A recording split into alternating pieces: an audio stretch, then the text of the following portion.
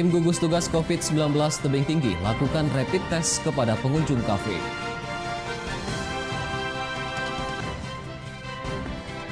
Bencana angin puting beliung merusak ratusan rumah di Deli Serdang dan Serdang Bedagai.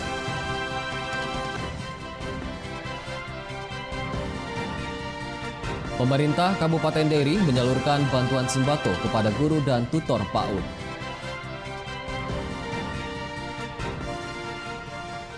Halo pemirsa, senang sekali kami dapat kembali hadir di hadapan Anda dalam program Wajah Sumut edisi Kamis 14 Mei 2020. Selain 3 berita utama tadi, kami juga telah menyiapkan informasi menarik lainnya selama 30 menit ke depan. Bersama saya, Dana Pangaribuan, inilah Wajah Sumut selengkapnya.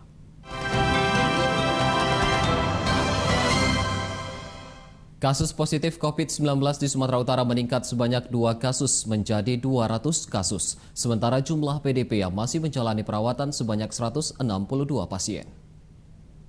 Pasien dalam pengawasan yang dirawat di rumah Data sakit tersebut dikonfirmasi oleh Gugus Tugas Percepatan Penanganan COVID-19 Sumatera Utara per tanggal 13 Mei 2020 pukul 17 waktu Indonesia Barat. Pasien positif COVID-19 meningkat sebanyak 2 kasus menjadi 200 kasus yang terkonfirmasi dari pemeriksaan PCR dan PDP sebanyak 162 pasien. Sementara jumlah kasus positif COVID-19 meninggal dunia sebanyak 24 orang, sedangkan pasien yang dinyatakan sembuh sebanyak 53 orang. Juru bicara Gugus Tugas Percepatan Penanganan COVID-19 Sumatera Utara Wiko Irwan menghimbau masyarakat agar masyarakat Sumatera Utara tetap mematuhi aturan pencegahan COVID-19 dengan membatasi kegiatan di luar rumah dan menerapkan pola hidup sehat. Dan Rumah Sakit Haji Adam Malik merawat 15 pasien penderita. Pasien dalam pengawasan yang dirawat di rumah sakit sebanyak 162 orang. Penderita dengan PCR positif hari ini mencapai 200 kasus. Penderita meninggal dunia sebanyak 24 orang.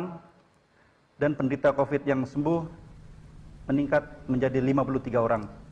Tim gugus tugas percepatan penanganan COVID-19 Kota Tebing Tinggi melakukan razia dan rapid test massal terhadap pengunjung kafe. Razia sengaja dilakukan untuk menekan angka penyebaran COVID-19. Dengan memakai alat pelindung diri lengkap, petugas gabungan gugus tugas percepatan penanganan COVID-19 Kota Tebing Tinggi mendatangi sejumlah kafe di Kota Tebing Tinggi. Kedatangan petugas gabungan ini sempat mengejutkan para pengunjung kafe, sehingga sebagian pengunjung yang sedang bersantai membubarkan diri. Dalam razia tersebut, petugas kemudian melakukan rapid test terhadap para pengunjung yang masih bertahan di kafe. Usai dilakukan rapid test, para pengunjung kafe dihimbau untuk pulang ke rumah masing-masing. Kepala Dinas Kesehatan Kota Tebing Tinggi Nanang Fitra Aulia mengatakan rapid test massal tersebut dilakukan untuk mengantisipasi penyebaran COVID-19. Dari puluhan orang yang dirapid test ternyata hasilnya negatif. Di Kota Tebing Tinggi kini telah ditemukan 2 kasus positif COVID-19, 1 pasien telah dinyatakan sembuh, sedangkan 1 lainnya masih menjalani perawatan di rumah sakit.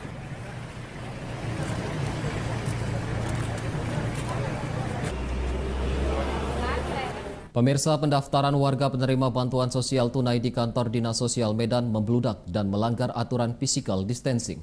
Warga berkerumun dan berdesak-desakan serta tidak menggunakan masker.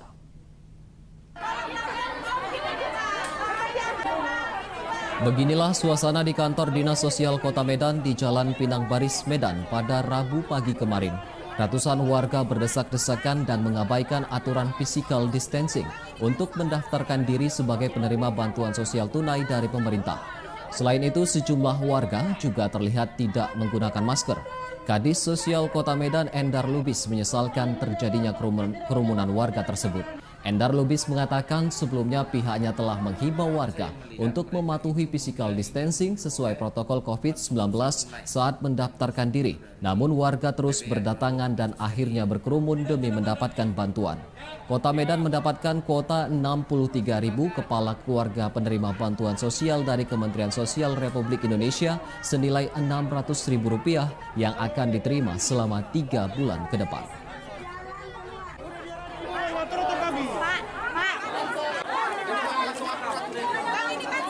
Ini umumnya ingin memperoleh bantuan sosial tunai yang bersumber dari PBN melalui Kemensos RI.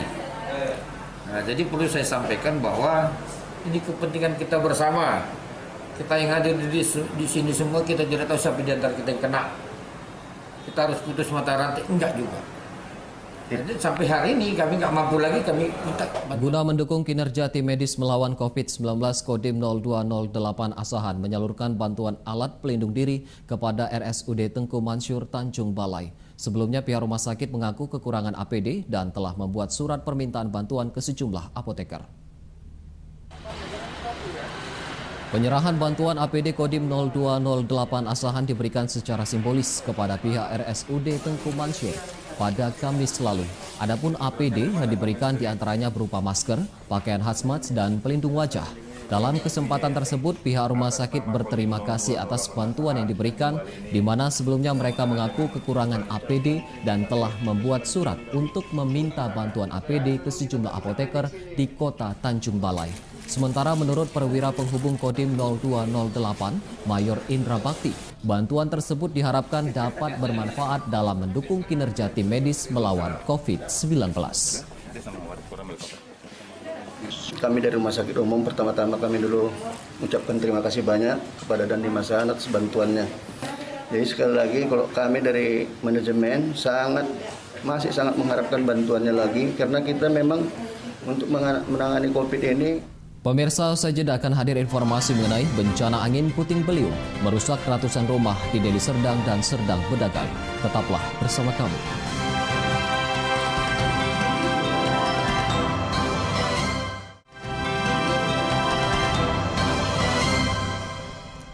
Anda masih bersama kami di Wajah Sumut.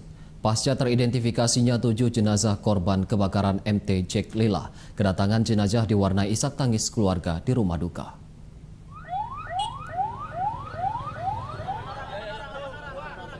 Seperti yang terlihat di salah satu rumah duka korban kebakaran kapal MT Jack Lila bernama Bukhori di Jalan Yong Panah Hijau, Kecamatan Medan, Marelan. Isak tangis keluarga korban pecah saat menyambut kedatangan jenazah. Bukhori merupakan pekerja yang baru 1 hari bekerja di kapal tersebut setelah beralih dari ojek online karena minimnya penumpang akibat pandemi COVID-19. Menurut istri korban, saat kebakaran kapal, korban yang bekerja di galangan kapal melompat dari kapal. Korban Bukhori telah dimakamkan dan meninggalkan seorang istri dan 2 orang anak yang masih balita. Adik aja yang kerja, kata dia bangga, jadi aku cari kerja. Hari pertama interview, dia mohon, dia kan malu. Masa adik aja yang kerja, kata dia bangga, jadi aku cari kerja lah untuk mitra kalian, gak peduli berapa gajinya, kata yang penting bisa mitra kalian. Tim penyidik Polda Sumut memeriksa 12 orang pekerja kapal tanker MT Jack Lila yang terbakar pada Senin lalu. Dalam kasus ini seluruh barang bukti dan penyelidikan dilakukan di Polres Pelabuhan Belawan. Hal tersebut disampaikan Kepala Bidang Humas Polda Sumut Kombes Pol Tatan Dirsan Atmaja. Sebanyak 12 orang pekerja kapal diperiksa di Polres Pelabuhan Belawan guna dimintai keterangan. Hingga saat ini pihak kepolisian telah melakukan penyelidikan terhadap puing-puing kapal untuk mengetahui penyebab kebakaran. Dalam kasus tersebut, seluruh barang bukti dan penyelidikan dilakukan di Polres Pelabuhan Belawan. Sebelumnya, kapal tanker MT Jack Lila terbakar pada Senin lalu saat sedang docking dan 7 orang meninggal dunia sedangkan 22 lainnya mengalami luka akibat peristiwa kebakaran kapal tersebut.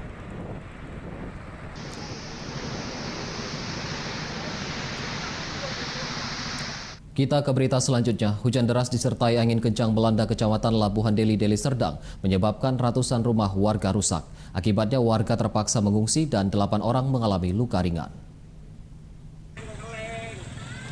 Hujan deras disertai angin kencang merusak 250 rumah warga di kawasan Desa Pematang Johar, Kecamatan Labuhan Deli, Kabupaten Deli Serdang pada Selasa malam. Peristiwa tersebut terjadi sekitar pukul 8 malam dan menerbangkan atap rumah warga. Akibatnya warga terdampak terpaksa mengungsi ke rumah kerabat lainnya dan 8 orang mengalami luka ringan. Kini warga terdampak belum mendapatkan bantuan untuk memperbaiki rumah mereka yang rusak.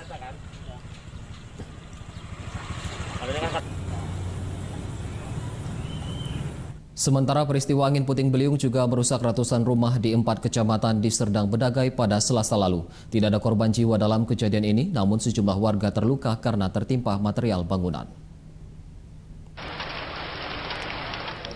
4 kecamatan di Serdang Bedaga yang terdampak angin puting beliung masing-masing Kecamatan Perbaungan, Kecamatan Pegajahan, Kecamatan Teluk Mengkudu, dan Kecamatan Tebing Tinggi. Seperti di Kecamatan Perbaungan, berdasarkan data sementara pemerintah kecamatan, terdapat 99 rumah warga rusak pada bagian atap bangunan yang tersebar di 5 desa. Selain merusak rumah, sejumlah pohon dan tiang listrik juga roboh. Tidak ada korban jiwa dalam kejadian ini, namun 4 warga mengalami luka memar akibat tertimpa material bangunan. 3 orang diantaranya merupakan warga Dusun 3, sedangkan seorang lain merupakan warga Dusun 4, Desa Sejengki, Kecamatan Perbaungan.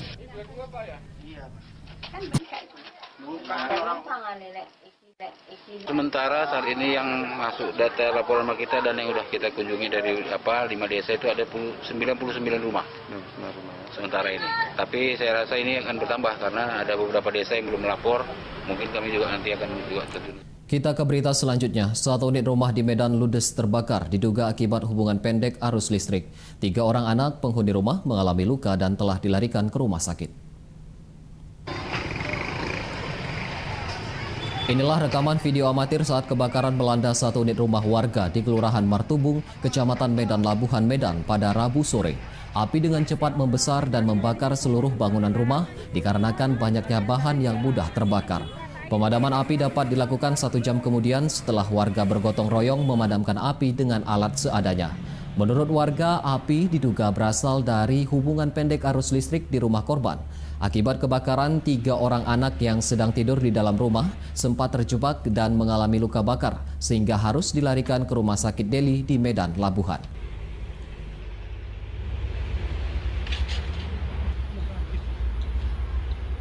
Minta tolong sambil bawa gayung, tapi api udah besar. Jadi karena ada yang orang tua, saya cari pertolongan, gitu kan.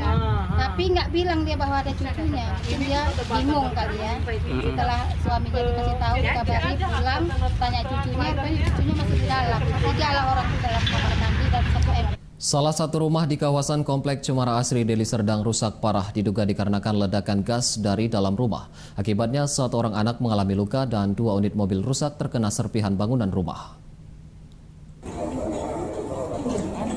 Beginilah kondisi rumah yang rusak akibat ledakan di Jalan Jambu Kompleks Cemara Asri, Kecamatan Percut Setuan Deli Serdang pada Rabu kemarin sekitar pukul 15 waktu Indonesia Barat. Tim Inafis dari Polrestabes Medan dan personil penjinak bom Polda Sumut yang turun ke lokasi kemudian melakukan olah TKP dan sterilisasi. Menurut Wakapol Restabes Medan AKBP Irsan Sinuhaji, kerusakan rumah mencapai 80% yang diduga akibat ledakan tabung gas ukuran 12 kg. Tidak ada korban jiwa dalam kejadian ini, namun 1 anak bernama Prabowo, usia 12 tahun, mengalami luka, sedangkan 2 unit mobil yang terparkir di dekat lokasi rusak terkena serpihan bangunan rumah.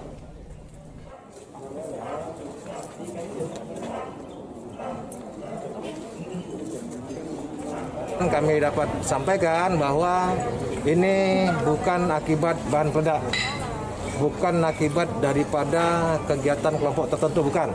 Ini karena adanya ledakan, mungkin karena kebocoran dan lain sebagainya daripada tabung gas. Dan untuk lebih memastikannya lagi, tim Inafis sedang bekerja. Usai jeda kami akan kembali dengan informasi mengenai pemerintah Kabupaten Dairi menyalurkan bantuan sembako kepada guru dan tutor PAUD.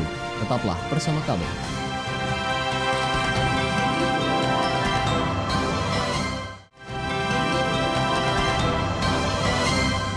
Kembali lagi di Wajah Sumut.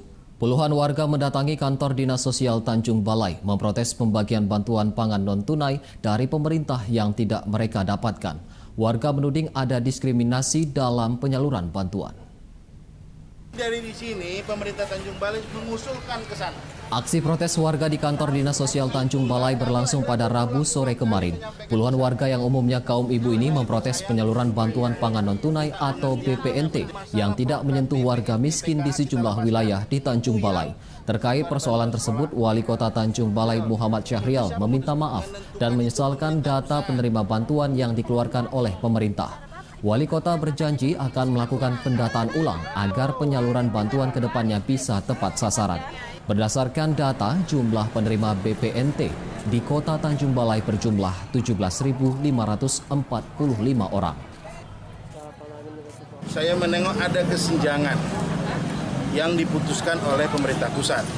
Oleh sebab itu kami dari pemerintah Kota Tanjung Balai ini akan melakukan cross check door to door ke rumah, melakukan pemilok ataupun dikasih tanda rumah warga, mana warga yang menerima PKH. Puluhan warga Kelurahan Palopat Maria mendatangi kantor Wali Kota Padang Sidimpuan menuntut pembagian bansos. Warga juga memprotes penyaluran bantuan karena dinilai tidak tepat sasaran. Puluhan kaum ibu yang berasal dari Kelurahan Palopat Maria, Kecamatan Padang Sidimpuan, Hutaima Baru, Padang Sidimpuan, melakukan aksi protes di kantor Wali Kota. Dalam aksinya, warga memprotes penyaluran bantuan sosial senilai Rp600.000 karena dianggap tidak adil dan tidak tepat sasaran. Warga menuding adanya diskriminasi dalam penyaluran bantuan karena terdapat banyak warga miskin yang tidak terdaftar sebagai penerima bantuan. Sebelumnya, pihak kantor pos Padang Sidimpuan telah mencairkan bantuan sosial pada 7 Mei lalu, sementara untuk wilayah Padang Sidimpuan terdata sebanyak 5.211 warga yang menerima bansos tunai melalui kantor pos Padang Sidimpuan. Warga menuntut pemerintah Kota Padang Sidimpuan melakukan pendataan ulang atau verifikasi sebelum menyalurkan bantuan. Warga akhirnya membubarkan diri setelah gagal bertemu dengan Wali Kota Padang Sidimpuan. Kepolisian Resor Langkat melakukan verifikasi para penerima bantuan dari pemerintah Provinsi Sumatera Utara. Verifikasi dilakukan langsung ke rumah warga si penerima bantuan. Ratusan personil gabungan dari Polres Langkat, Babinsa, pendamping PKH, dan relawan Dinas Sosial diturunkan ke sejumlah desa guna melakukan verifikasi warga miskin yang terdampak ekonominya karena pandemi COVID-19. Pemeriksaan ulang dilakukan untuk memastikan warga tersebut layak sebagai penerima bantuan dari pemerintah Provinsi Sumatera Utara. Di Kecamatan Sabat dan Kecamatan Wampu, petugas gabungan melakukan verifikasi satu persatu ke rumah warga. Warga yang telah diverifikasi kemudian didata untuk memastikan warga tersebut belum menerima bantuan apapun baik dari pemerintah pusat, kementerian maupun pemerintah Kabupaten Langkat. Rencananya sebanyak 160.000 paket bahan makanan akan diberikan pemerintah Provinsi Sumatera Utara kepada masyarakat di Kabupaten Langkat sebagai bantuan dampak COVID-19. Menurut Kapolres Langkat AKBP Edi Suranta Sinulingga, verifikasi dilakukan untuk meminimalisir terjadinya tumpang tindih dalam pendistribusian bantuan. Pemerintah Provinsi Sumatera Utara mengalokasikan 161.000 paket yang akan diberikan kepada masyarakat di Kabupaten Langkat. Jadi kami ingin memastikan 161.000 paket yang akan diberikan oleh pemerintah provinsi ini tepat sasaran. Jadi kalau nanti sudah didistribusi. Kejaksaan Tinggi Sumatera Utara melakukan pengusutan dugaan penyelewengan penyaluran bantuan sosial program sembako yang terjadi di Kabupaten Batubara. Tim penyidik dari Kejatisu melakukan pemeriksaan terkait dugaan penyelewengan penyaluran bansos program sembako yang digelar di kantor Kejaksaan Negeri Batubara. Sejumlah pihak yang diperiksa diantaranya Kepala Bidang Pemberdayaan Sosial dan Pengentasan Fakir Miskin Dinas Sosial Batubara, Koordinator Daerah Program Sembako Batubara, Perwakilan Pengelola E-Warung, Direktur Operasional BUMD PT Pembangunan Bahtera Berjaya selaku pemasok sembako ke E-Warung, serta perwakilan keluarga penerima manfaat program sembako. Pemeriksaan dilakukan secara tertutup dan berlangsung selama hampir 7 jam. Kasipenkum Kejatisu Sumanggar Siagian yang dikonfirmasi melalui sambungan telepon mengatakan pihaknya belum dapat melakukan publikasi karena masih dalam tahap pengumpulan data. Dugaan penyelewengan penyaluran bansos program sembako di Batubara mencuat setelah sejumlah keluarga penerima manfaat mengeluhkan jumlah sembako yang diterima tidak sesuai dengan nominal saldo di Kartu Keluarga Sejahtera.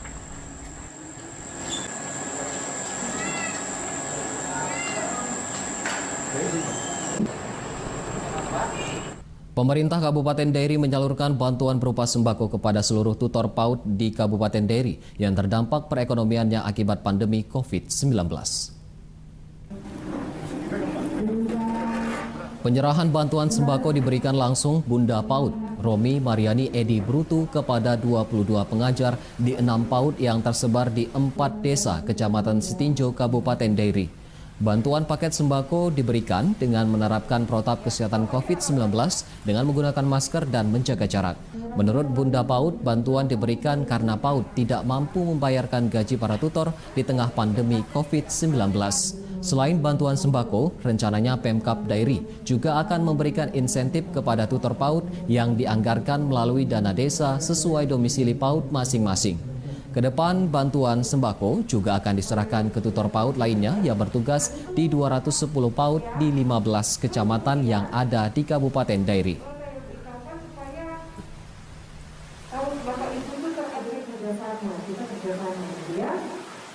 Donasi yang diberikan oleh seluruh aparatur sipil negara dan Bapak Bupati Dairi yang menyisihkan sebagian dari gaji mereka untuk pengadaan sembako. Yang mudah-mudahan ini dapat meringankan beban dari tutor-tutor. Dan berita tersebut sekaligus menjadi penutup Wajah Sumut edisi hari ini. Saya Dana Pangaribuan beserta kru yang bertugas mengucapkan terima kasih dan sampai jumpa.